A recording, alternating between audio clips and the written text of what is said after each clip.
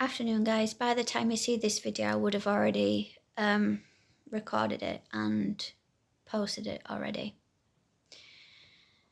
So I'm going to speak about a topic today. Can you work with the Egyptian deities from a Greek or Roman point of view? The answer to that is no.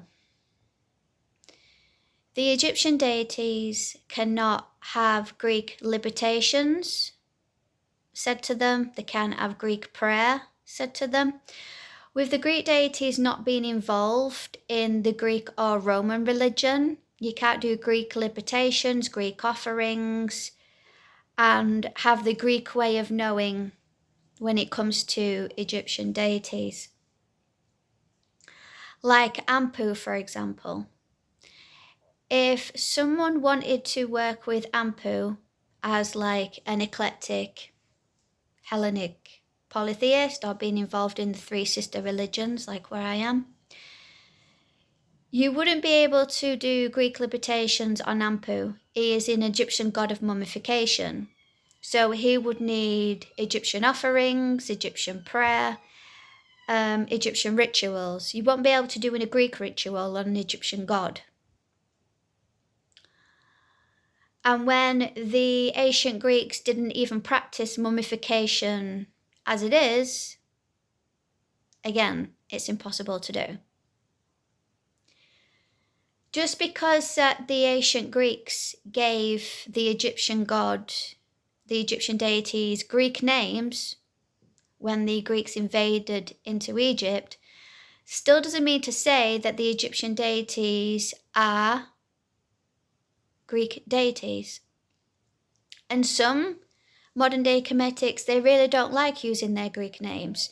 So they would strictly use their Egyptian names, like Ampu for Anubis, Ma'aset for Mother Aset, and Auser for Osiris,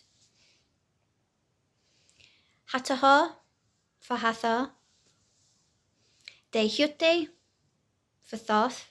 So they would use their Egyptian names. Me personally, when I do ancient Egyptian magic, I refer to them via their Egyptian names rather than their Greek names. There's only one out of the Egyptian deities that you can actually work with from a Greco-Roman perspective, and that's goddess Isis, because she was adapted into the Greek and Roman religion, and that's when she became an international goddess. But if she was strictly a Kemetic deity, then you wouldn't be able to work with her from a Greek perspective or even Roman perspective. You've also need to honour where the gods are from and what the traditions are. But there is nothing stopping anyone to be an eclectic Hellenic polytheist or even eclectic Kemetic. That is personally not the path for me. But even then, you would still need to work with that god, even though you're not part of Kemeticism or even part of the Greek religion, that god is. And you would still need to respect and follow the traditions of the prayers to the gods and the libations to where that god is from. So, for example, you wouldn't be able to say an Egyptian prayer to Apollo because he's not Egyptian, he's Greek. Like as a soft polytheist, when I see Aphrodite, Hathor, Venus, Demilo as the same person, and Ishtar, Astarte,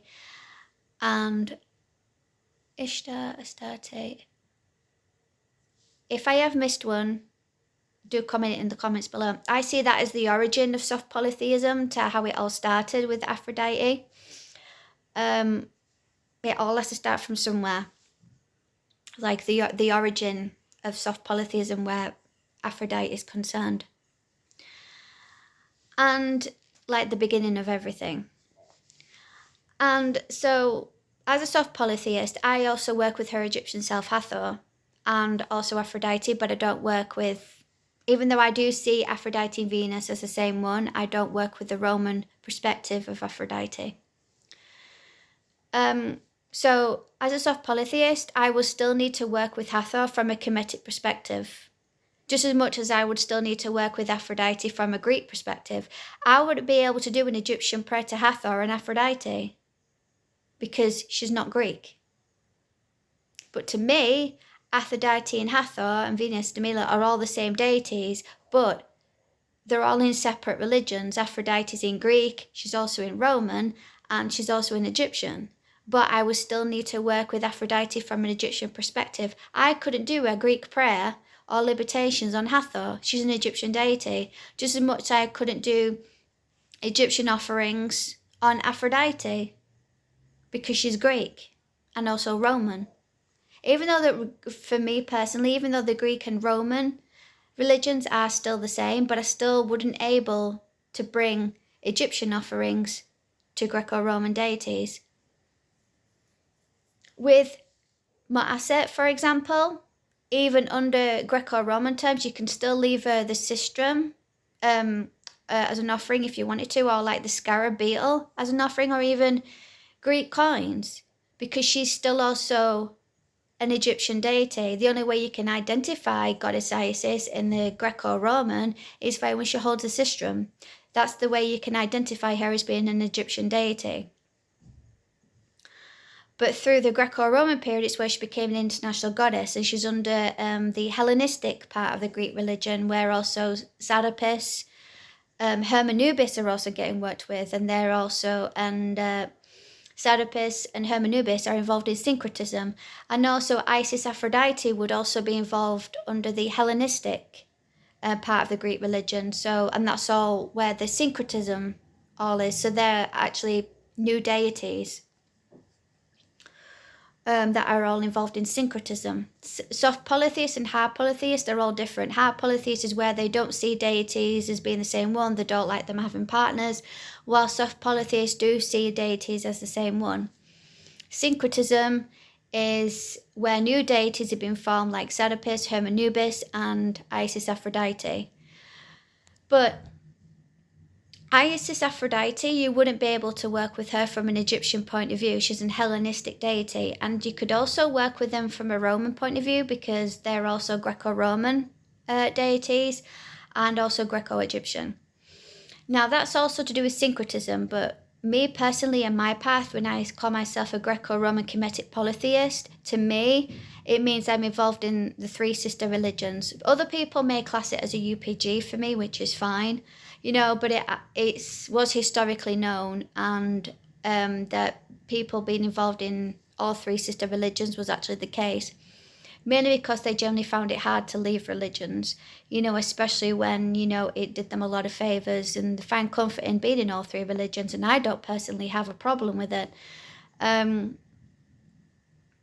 I know that there's been quite a few people who have actually been involved in, you know, either, you know, the Greek and Roman religion. Not the fact that they're doing syncretism, but the fact that they're actually involved in the three religions, which a lot of people claim that you can't do because it is three separate religions. Which, yeah, it is true, which I did cover in my past videos. Yeah, it's true, but you still can be involved in all three religions if you wanted to.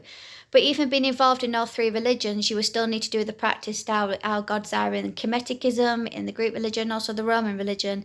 You wouldn't be able to do Greek libations on an Egyptian deity. You wouldn't be able to speak in the ancient Egyptian language to a Greek deity. You would need to speak in the ancient Greek language to a Greek deity during prayer if you wanted to, or even in English.